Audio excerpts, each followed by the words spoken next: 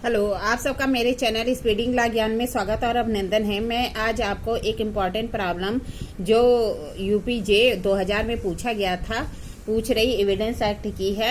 अगर आपको इसका उत्तर पता है तो इनबॉक्स में जाकर टाइप करिए और नहीं पता है तो मेरी पूरी वीडियो वॉच कर लीजिए। ख पर किसी करार के आधार पर क वाद लाता है और ख उसे पेश करने की सूचना दे देता है। क्या कह रहा है? ख पर किसी करार के आधार पर क वाद लाता है और ख को उसे पेश करने की सूचना दे देता है।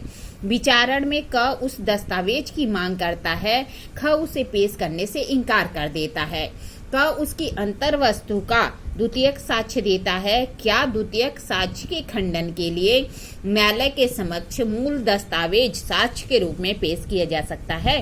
क्या कह रहा है? ख पर किसी करार के आधार पर क वाद लाता है और ख को पेश करने की सूचना दे देता है। विचारण में क उस दस्तावेज की मांग करता है और ख उसे पेश करने से इनकार कर देता है। क उसकी अंतर वस्तु का द्वितीयक साक्ष्य देता है और ख द्वितीयक साक्ष्य का खंडन करने के लिए न्यायालय के समक्ष मूल दस्तावेज साक्ष्य के रूप में प्रयोग कर सकता है। आइए देखिए प्रॉब्लम का सलूशन।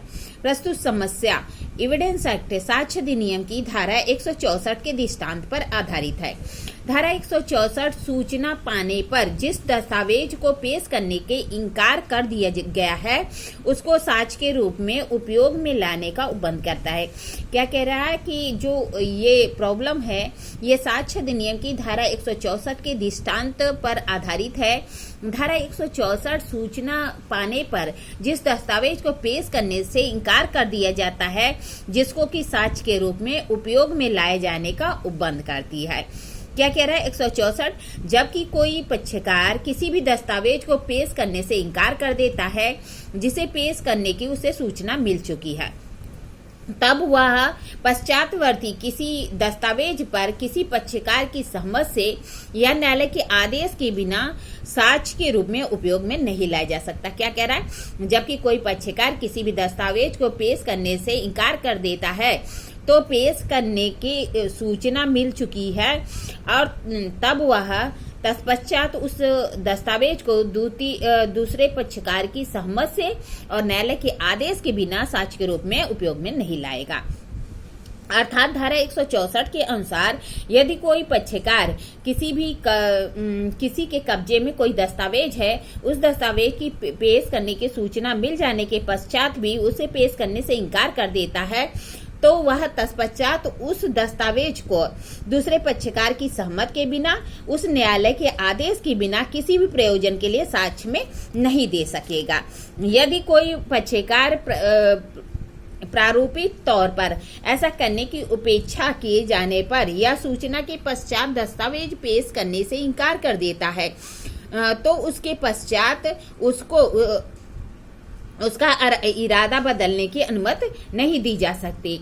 यदि एक बार वह इनकार कर देता है और जब उसके विरोध में उसकी एक प्रति साबित कर दी जाती है तो वह एक प्रति को पढ़ते ही जा रहा है, तब वह फिर उस मूल दस्तावेज को पेश नहीं कर सकता। क्या कह रहा है कि अगर वो इनकार कर देता है पेश करने से, अगर वो एक प्रति में साबित कर दिया जाता है, अब उसका खंडन करने के लिए मूल दस्तावेज पेश करना चाहता है तो पेश नहीं कर सकता।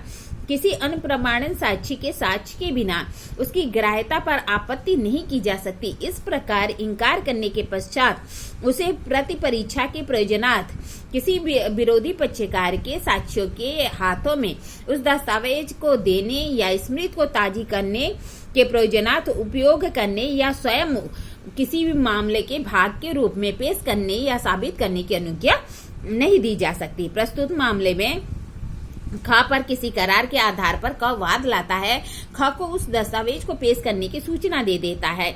विचारण में जब क उस दस्तावेज की मांग करता है, ख उसे देने से इनकार कर देता है। क उसकी अंतर्वस्तु का द्वितीयक साक्ष्य पेश करता है। क द्वारा दिए गए द्वितीयक साक्ष्य के खंडन में मूल दस्तावेज न्यायालय में पेश करना चाहता है। ठीक है। प्रस्तुत मामले में चूंकि क दस्तावेज को पेश करने की ख को सूचना देता है, किंतु उसने क्या किया, उसने इसके बावजूद भी ख ने उस दस्तावेज को पेश नहीं किया। धारा 165 के उपबंधों के अनुसार क उस दस्तावेज की अंतर्वस्तु का द्वितीयक साक्ष्य प्रस्तुत कर देता है। यहाँ की द्वितीयक साक्ष्य का खंडन करने के लिए मूल दस्तावेज तभी पेश किया जा सकता है जब न्यायालय अनुमति दे दे कि क उसके लिए सहमति दे दे अथवा कि मूल दस्तावेज पेश नहीं कर सकता।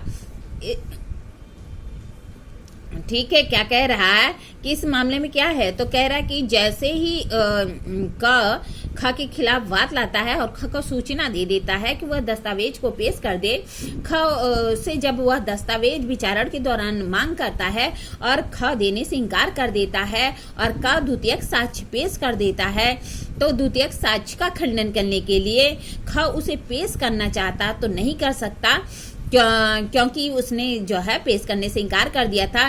तभी पेश कर सकता है जब न्यायालय उस पर अनुमति दे दे, अन्यथा जो पक्षकार है वो सहमति दे दे, तभी वह पेश किया जाएगा, अन्यथा वह पेश नहीं किया जा सकता। इस तरह मैंने आपको प्रॉब्लम बताई, प्रॉब्लम का सोल्यूशन बताया। ऐसी अच्छी प्रॉब्लम के लिए मेरा चैनल सब्सक्राइब करिए, लाइक करिए, कमेंट करिए, शेयर करिए, साथ ही बेल आइकन दबा दीजिए ताकि कोई भी नोटिफिकेशन आपको तुरंत ही मिल जाए। ठीक है, धन्यवाद, थैंक यू।